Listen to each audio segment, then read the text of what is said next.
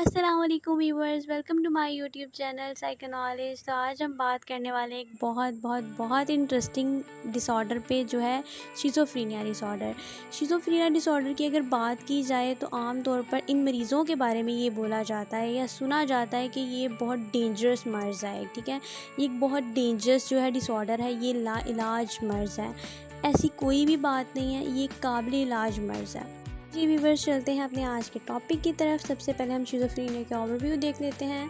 Schizophrenia is a serious mental disorder in which people interpret reality abnormality. Schizophrenia may result in some combination of hallucination, delusion, external disorder, thinking and behavior that impairs daily functioning and can be disabling. Schizophrenia जो है वो एक serious mental disorder है। इसके अंदर हम person की abnormality, जो रियलिटी में एबनॉर्मेलिटी होती है, उसको इंटरप्रेट करते हैं। और ये जो है शिज़ोफ्रेनिया एक डिसऑर्डर, वो कम्बिनेशन है हेलुसिनेशन का, डिल्यूजन का और एक्सटर्नल ओवर थिंकिंग जो लोग करते हैं उसका। शिज़ोफ्रेनिया के जो पेशेंट होते हैं उनको लॉन्ग टर्म ट्रीटमेंट रिक्वायर होता है। लॉन्ग टर्म ट्रीटमेंट इसलिए रिक्वायर होता है कि जैसे जैसे उनका ट्रीटमेंट चलता जाता है उसी तरह उनके दोबारा उनके डिसऑर्डर के वापस आने के चांसेस कम हो जाते हैं। तो नेक्स्ट है हमारे पास शिज़ोफ्रेनिया के symptoms. Schizophrenia involve range of problem with thinking, behaviour and emotions. इसके अंदर एक पर्सन जो है उसको डिफ़िकल्टी होती है अपनी थिंकिंग को कंट्रोल करने में, बिहेवियर को और इमोशंस को। ठीक है, और इसके अंदर जो पर्सन के सिम्टम्स जो होती हैं, डिल्यूजन भी आते हैं, उसके हेलुसिनेशंस भी होते हैं और डिसऑर्गेनाइज स्पीच हो जाती है, उसको बोलने में समझने में मसला होता है। तो नेक्स्ट है हमारे पास delusion are false believes that are not based in reality. Delusion जो है वो एक शिज़ोफ्रेनिया के जो पेशेंट होते हैं उनका फॉल्स बिलीव होता है, गलत यकीन होता है जो रियलिटी पे बेस नहीं करता।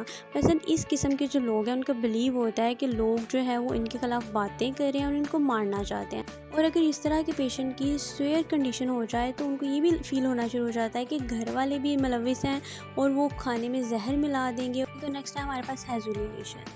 These usually involve seeing or hearing thinking that cannot exist. इसके अंदर पर्सन जो है वो ऐसी बातें सुनता है, ऐसे लोग देखता है जो एग्जिस्ट ही नहीं कर रहे होते। इसके अंदर जो है पर्सन जो है वो ऐसे लोग दिखाई दे रहे होते हैं या उसको ऐसी चीज़ें नज़र आ रही होती हैं कि वो कह रहा है कि वो लोग जो हैं वो मुझसे बातें कर रहे हैं और जो पर्सन बातें कर रहे हैं वो मेरे ख़िलाफ़ बातें कर रहे हैं, वो प्लान कर रहे हैं कि वो मुझे मार देंगे। ये भी बहुत स्वेयर कंडीशन होती है शिज़ोफ्रेनिया के पेशेंट्स की। तो नेक्स्ट है हमारे पास डिसऑर्गेनाइज थिंकिंग। डिसऑर्गेनाइजिंग थिंकिंग को हम डिसऑर्गेनाइज स्पीच भी कह सकते हैं। Disorganise thinking is inferred from disorganise speech. Effective communication can be impaired and answering to question may be partially और कम्प्लीटली अनरिलेटेबल। डिसऑर्गेनाइज थिंकिंग में जो पेशेंट है वो अपनी बात को दूसरों तक कन्वे करने के काबिल ही नहीं रहता। वो बात को इस तरह से पेश कर देता है कि वो सारा सलाद बना देता है बात का, मतलब बात मिक्स कर जाता है तीन चार बातें कि अगले पर्सन को या इंडिविजुअल को समझ ही नहीं आती।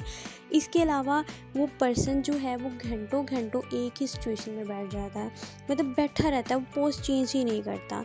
ऐसी सिचुएशन को कैटाटोनिया कहते हैं।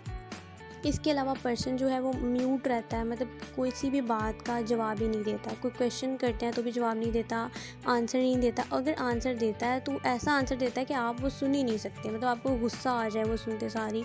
जो नाकाबिल समात होता है वैसी बातें बोलता है वो। अगर हम टीनेजर्स में इसके सिम्टम्स की बात करें तो withdrawal from families and friends, मतलब पर्सन जो है वो अगर शिज़ोफ्रेनिया में मुब्तला है तो वो अपनी फैमिलीज़ और अपने फ्रेंड्स से कट ऑफ हो जाता है। और drop in performance at school, अगर वो स्कूल में पढ़ने वाला बच्चा है तो उसकी सारी परफॉर्मेंस जो है वो ड्रॉप आउट हो जाती है।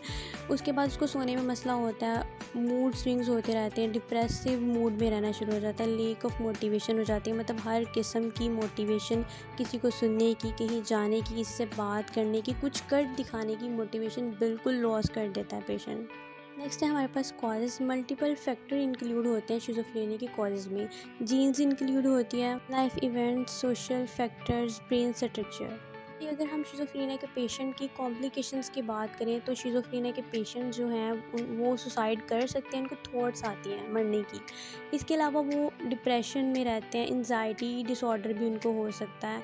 इसके अलावा वो अल्कोहल या और ड्रग्स में भी इंक्लूड हो सकते हैं। हेल्थ एंड मेडिकल प्रॉब्लम्स भी हो सकते हैं। इसके बाद बीइंग विक्टिमाइज्ड, एग्रेसिव बिहेवियर भी हो सकता है ऐसे लोगों का। Treatment of schizophrenia. ट्रीटमेंट जो है वो शिज़ोफ्रेनिया का मेडिकेशंस के थ्रू भी होता है, मतलब मेडिसिन भी रेकमेंड की जाती जाती हैं ऐसे पेशेंट्स को एंटी साइकोटिक मेडिसिन्स होती हैं। इसके अलावा इनका जो ट्रीटमेंट होता है वो लॉन्ग टर्म चलता है। लॉन्ग टर्म ट्रीटमेंट इसलिए रेकमेंड किया जाता है ताकि पेशेंट दोबारा अपनी कंडीशन में वापस मूव ना कर जाए।